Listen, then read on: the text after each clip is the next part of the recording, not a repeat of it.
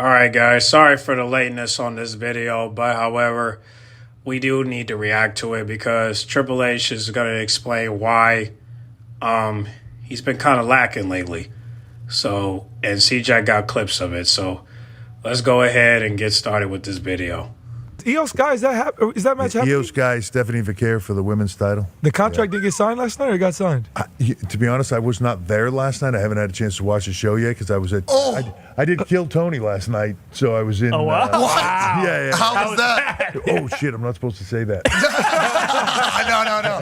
I've seen. Man, oh man, where do I begin? Triple fraudulence strikes again. We have obviously gone over so many times in the last like 4 or 5 months where WWE has absolutely exposed themselves on multiple occasions. We've talked about what Rhea Ripley has exposed about this industry and this current company and this industry. The North Star, Dr. Libations, I respect you. I love you. I need you. And I need Triple H to start booking good shows. You get what I'm saying? Because right now he doesn't even show up to the shows, and we're going to talk about that in a second. But at the end of the day, this company is exposing itself week after week, day after day. Not only did WWE Unreal basically go behind the scenes and show all the secrets, which honestly, I think that show was stupid, but that's not even really a big issue. The biggest issue is that the shows week to week suck, and nobody backstage gives a crap that they suck. If the boss of the company, Triple Fraud, is not even showing up to work anymore, what the heck is he doing? What is he doing? Be honest with yourself. What is he doing, man? I'm so tired of this absolute garbage product and the fact that Triple H is sitting in here in these interviews spoiling events for the show, like we're going to get Cody Rhodes versus Drew McIntyre at WrestlePalooza, or we might get Cody versus Randy versus Drew for the WWE title at WrestlePalooza, but either way, Cody's coming back to fight at that show. We already knew this was going to happen, so it's not really a true spoiler, but the fact that it hasn't happened on TV yet and he's just talking about it openly, and laughing about not showing up, and he was at a Kill Tony comedy show or interview last night a few nights ago instead of Raw. What are you doing, man? This is a joke. This guy on constant occasions doesn't even show up, man. So let's just go ahead and get into the video. The moral of the story is this. Triple H basically exposed himself in this interview with Tyrese Halliburton and Patrick McAfee. I'm going to start calling him Patrick McAfee. Patrick McAfee's show on ESPN. Triple H was on there basically doing a segment on his show. And Triple H revealed the fact that after Tyrese Halliburton, like I played at the beginning of the clip, asked if Io Sky and Stephanie Vaquer did their contract signing on Raw, which again, obviously it happened 2 nights ago. This interview was taking place yesterday, so it was after Raw. Triple H says he didn't even watch the episode yet because he was too busy doing a Kill Tony podcast interview or whatever the heck, comedy show, whatever the heck they do with Kill Tony, man. Who the heck is Kill Tony? You know what I'm saying? Kill Raw. That's what this guy's doing with his booking. You get what I mean? So Triple H revealed that he doesn't even keep up with the show because he was not there. This is probably the 3rd or 4th time I've caught and talked about in videos how Triple H within the last month alone has missed at least 3 or 4 SmackDown/Raws. It's as simple as that. I exposed the one where he wasn't backstage in Gorilla a few weeks ago on Raw, so he missed that. He obviously missed the Raw a couple days ago. He missed the SmackDown a few weeks ago, and then you had that Greece trip where the photos with him and his wife Stephanie McMahon, you know what I'm saying? They went out on the Greece trip wherever they were at, on the cruise or the yacht, whatever, and they weren't even on the shows.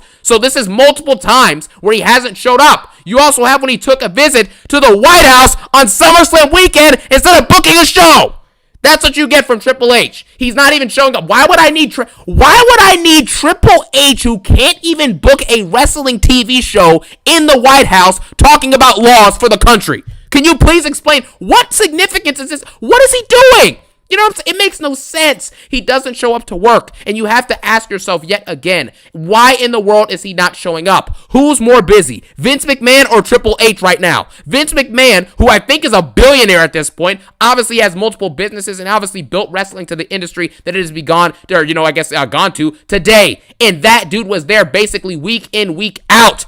Week in, week out. Triple H has missed 4 Raws and SmackDowns in the last 4 weeks alone. What is the excuse for this, man? It sets a terrible precedent. This is exactly why you have people like Dr. Libations, who's free to win championships and wrestle 10 title defenses in nearly 400 days. This is why Gunther wrestled 6 or 7 title defenses in like 300 dang near days by the time he lost to Jey Uso at WrestleMania. This is why Rhea Ripley, who's one of the top, if not the top star in all of women's wrestling in the entire industry, you get what I mean? And she does absolutely nothing on a week-to-week basis on Raw. And I bet you that at Clash or whatever, Crown Jewel in Perth, Australia, or whatever the heck they're doing it this year in Australia, they're going to have Rhea Ripley do a world title match so she can take back the title that she never lost, even though she never wrestles. How about that? You know what I mean? It's absolutely embarrassing. Tiffany Stratton, the WWE Women's Champion, you probably forgot she was even champ because she's barely featured and barely does anything. She's had one of the most uneventful championship reigns ever, and yet she's held the title for dang near 10 months. No one does anything anymore. Roman Reigns is taking a billion breaks because he's filming movies and he's doing this and he's got his part-time schedule. Dirty Dom. Dirty Dom. We are bots. You know what I'm saying? Dirty Dom is taking a 5-month hiatus. He wins the Intercontinental Championship. He's maybe wrestled 4 or 5 televised matches in singles competition. What is that? What is that? The tag teams are non-existent. And on top of all of this, Shawn Michaels is by far a better booker than Triple H. And I might have to start reviewing NXT shows because stuff actually happens. NXT is better than the main roster week to week because they actually utilize the talent correctly. They have consistent stories and they have good segments from time to time, much more often than the main roster has good segments on Raw or SmackDown. In the in-ring quality, people like Javon Evans have put on better TV matches than any TV match we've seen in the last year on WWE television, on the main roster, man.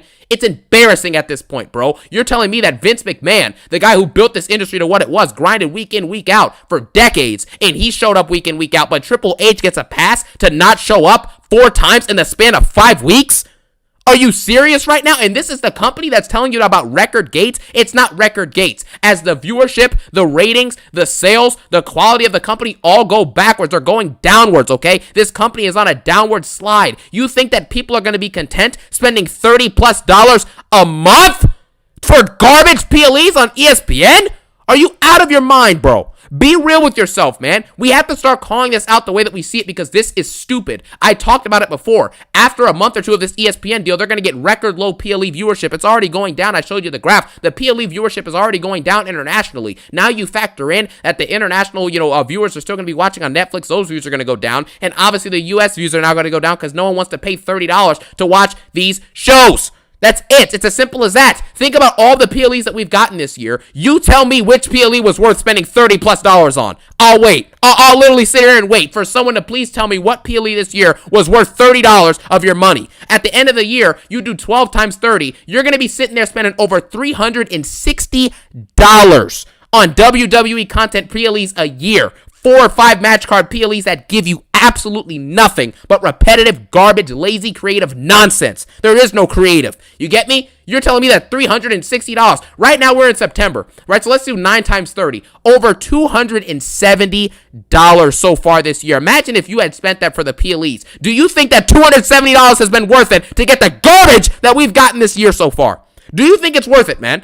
Ask yourself these questions and think about this logically. We have to call this out because if we don't, no one's going to say anything about this nonsense. This is ridiculous. What kind of boss doesn't show up to work and then has the nerve after Mania 40 to say if you don't like it, then F off? Are you out of your... What are we watching, man? This is a joke. This company is ran as a mess. The chief content officer isn't showing up on shows. The shows end the same way every single week. Why do you think this is? Why do you think that every single Raw ends the same? Every SmackDown has the same lazy opening and closing segments. They walk in with their coffee or their libations and smile at the camera for a TikTok reel or an IG reel. It's stupid at this point, man. Every opening and closing of the shows are the same. The segments are the same. They're lazy. There's barely any star power unless Roman or Cena's on the show. It's the same repetitive segments. Nothing is creative. They rely on nostalgia because Triple H can't build new stars, so all the top draws are all at least 40 years old or older at this point. They brought AJ Lee back after a decade. They brought Punk back after a decade. The Rock was returning doing the final boss thing leading up to Mania. You know what I'm saying? You have Cody Rhodes who's in his early 40s. Roman Reigns is over 40. You get what I mean? The list goes on and on. Randall Orton. The list goes on and on. John Cena's on his way out. Brock Lesnar's back.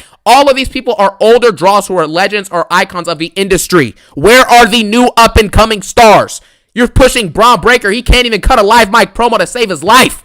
Come on, man. We have to, like, what is happening with this company at this point, bro? Every single week, things are getting worse and worse and worse. It's embarrassing, bro. And now I have to talk about something else. This is the last thing I'm going to discuss. Is this little clip from the interview where Triple H basically reveals that they rush, you know what I'm saying, the content to fit dates and to fit timelines and to sell tickets, even though they still can't sell tickets. That's why the ticket sales are in decline. But still, let me just play this clip.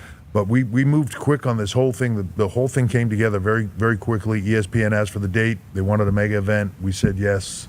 We just had to pick a name and go. So, you know. How difficult is it to put something together that quickly when you know, like, hey, we might have storylines in place, but we kind of need to shift things to make sure that this goes off as well as possible? It takes some work, right? You know, you have the way the schedule is laid out. You have all your long-term stuff laid out in a certain manner, and then all of a sudden you've got something in the middle there. Instead of 6 weeks to the next thing, it's 3 weeks.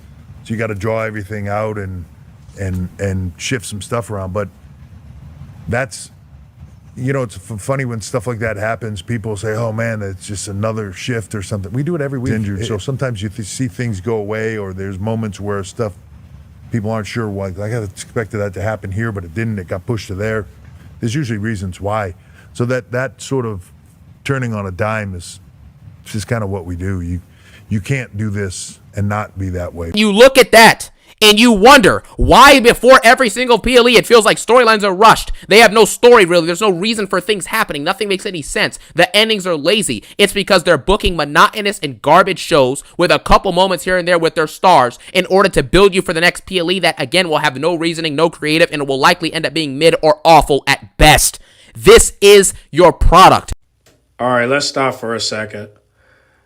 Now, although that this is our product, it's kind of crazy that All Out is selling more tickets than WrestlePalooza. You would think that, you know, AJ Lee will be the helping hand to sell those tickets, but of course we got to wait until next week. But this is what it looks like right now. I mean, AEW sold like over 10,000 and WWE only sold like, well, I'll say like over 10,000, but they're like 191 tickets short than AEW. It's crazy. It's really crazy. But the price range, look at the price range. It says from $31 as to get in to $857 for the third row seating. Okay, that's good. That's good. But look at WrestlePalooza. It is $219 as to get in to $8,000 for front row. Damn. I can imagine how much it costs for All Out to cost in the front row. Now, I don't know how big the stadium is going to be for All Out, but you can imagine how big the stadium will be for WrestlePalooza. Now, look, I mean, don't get me wrong. AEW's been when it came to Collision and Dynamite lately, they've been kind of like in small venues.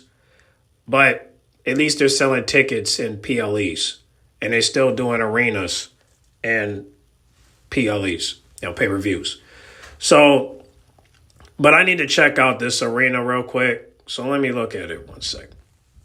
Oh, wow. I mean, look how big the Scotiabank Arena looks. That's big.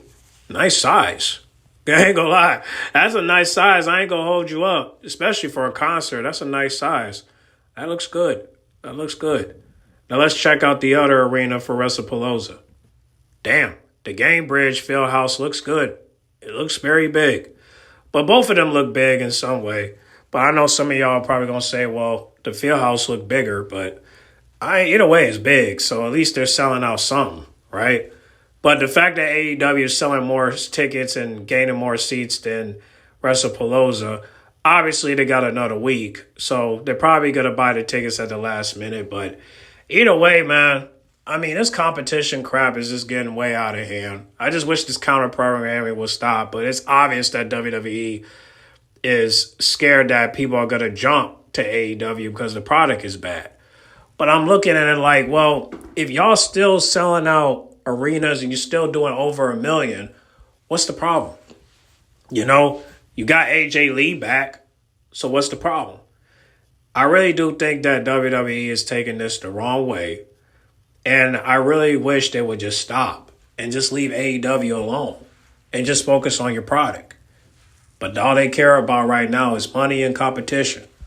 And that's the reason why they're partnering with TNA and AAA, because they know they can take advantage. You just hope they don't do the same for AEW. You know, the main thing we want to make sure is that we want to make sure that AEW continue to promote their product without having to sell the company out. And the main thing I want to do is support the product, and I'm continuing to do that. So, again, y'all can support WWE all you want, but you've been wasting a lot of money supporting it. If you want change, you're going to have to stop supporting the product in order for you to get change. And until y'all do that, everything's going to remain the same because they feel like there's nothing wrong with the product.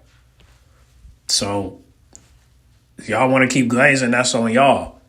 But at some point, we got to come together and realize that WWE is not moving the way they're supposed to. I mean, look at Marissa. She said that she's going to All In next year. She's not even thinking about going to WrestleMania because she knows it's going to be trash. So we might as well just accept it as it is. 2026 is going to be the comeback of AEW because people are going over there while WWE struggles. And I don't know how they're going to get out. But first things first, they got to get out of debt. At least for TKO's sake. I don't know about WWE. But let's continue with the video and we'll talk about it at the end. This is the product that people are saying, let Papa H cook. You guys remember last year when everyone was saying, let Papa H cook after they had like a couple down months or whatever, and everyone was like, yeah, man, let Papa H cook. And I told you guys, this guy is not going to cook. He's not good at his job. The only thing that has happened in the Triple H run that he did is Vince McMahon, obviously in his last like 5-6 years, was not good. He had moments of great things, don't get me wrong, but overall, he didn't have a great performance. Let's just be honest about it. He was bad in many parts. However, Triple H took the reins and you got that new boost of energy and everyone was excited about the company again. And, Triple H came in and he made some really creative moves. And, the shows week to week were getting a little bit better than they were before. And that was nice. Then you had Mania 39. I thought Mania 39 was awesome. You know what I'm saying? They were able to keep most of the momentum throughout the rest of the year. And then 2024 came along in the opening 4 months of 2024 were the most successful 4 months probably WWE has had in probably a decade at this point. Okay? And then after that, everyone was like, man, Triple H is bringing this thing the Paul Levesque era, the game, this dude came out there after WrestleMania 40, which again, the only reason that show was absolutely great is because of the main events both nights being amazing. The Rock and Roman and, even Dr. Libations did a solid job of building the feud and building the main event for Mania 40 and building that hype. And the ancillary feuds around that were all pretty decent across the show. And the shows, obviously, both nights ended up being very good and very memorable. And because of that, everyone thought it was back. But most of that is because of your top guys like Roman having his 4-year reign come to an end, The Rock providing a big jolt, having Undertaker, Cena show up. This is how this show became memorable. It doesn't have as much as you think it has to do with Triple H. It's as simple as that, man. And so we move on from that, and you saw what happened when The Rock and Roman took their break and Cena left until this year. And you saw the garbage that you got. And then Mania 41 with Triple H is fully his own doing. No Rock, no 4-year championship reign of storytelling to rely on. And look at the Mania 41 you got this year. It was garbage. This is the truth about Triple H. Even SummerSlam this year was bad. People call it mid. I'm going to just let them get away with calling it mid. The show was bad. But anyways, we'll just let them call it mid. How can you have a bad biggest show of the year with Mania 41 being awful and the second biggest show of the year, SummerSlam, being mediocre at best, with most of it being absolute garbage? This is the guy that is running this company. He doesn't know what he's doing. He's not even showing up for work consistently. And you mean to tell me that this company is going to come back? It's going to have a run. Triple H is going to cook. It is over. We've seen it. We've heard it. I've predicted this. I've foretold this, and it's come to pass. If I tell you that grass is going to turn to cheese, go find some crackers because your boy CJAX is not lying. Now, With that being said, I've said everything that I need to say if I'm being honest with you. What else is there even that needs to even be discussed at this point? We're going to continue to get garbage. We're going to continue to get a bad product, and we will continue to watch this company fall apart at the seams, be a complete mess. The viewership, the ratings, the intrigue, the ticket sales, the merch sales will all continue to go down, and WWE will continue to give us the garbage product that they consistently give, and I will be there at every single corner to call out their garbage and call out Triple Fraudulence's nonsense whenever I can. Thank you guys for watching. Have a phenomenal day. Peace out and enjoy the ride that CJAX is taking you on. One love.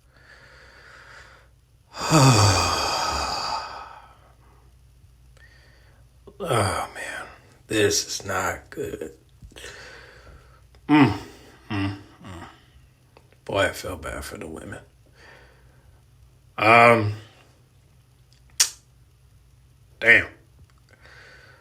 I also want to give y'all this news real quick before I get to my thoughts.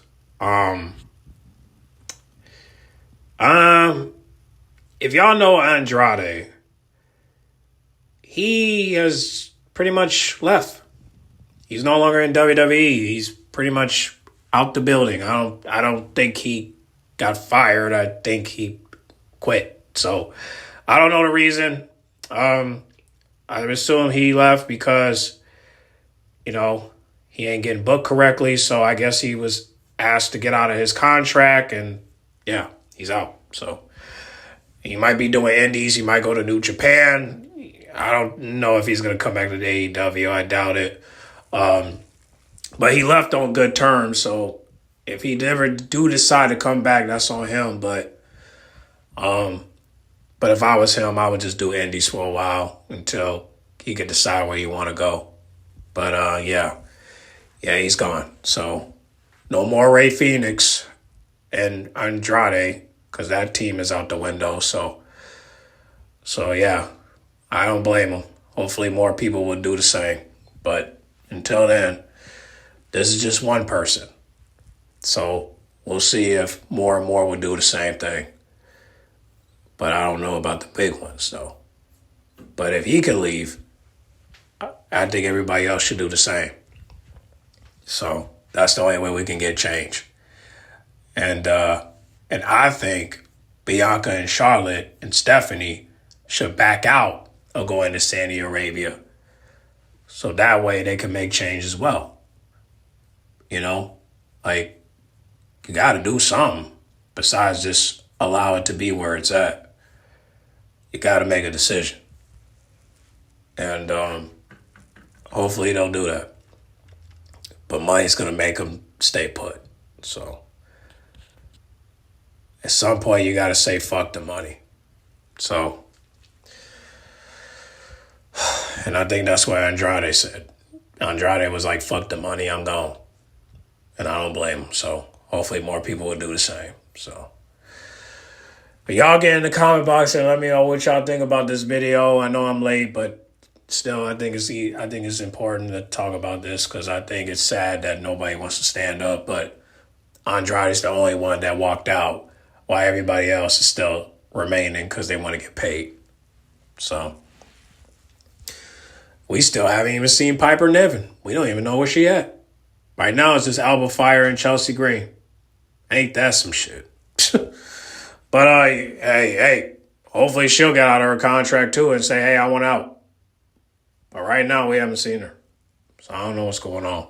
But y'all get in the comment box and let me know what y'all think about this. Give me a comment. Get in the comment box and let me know what y'all think.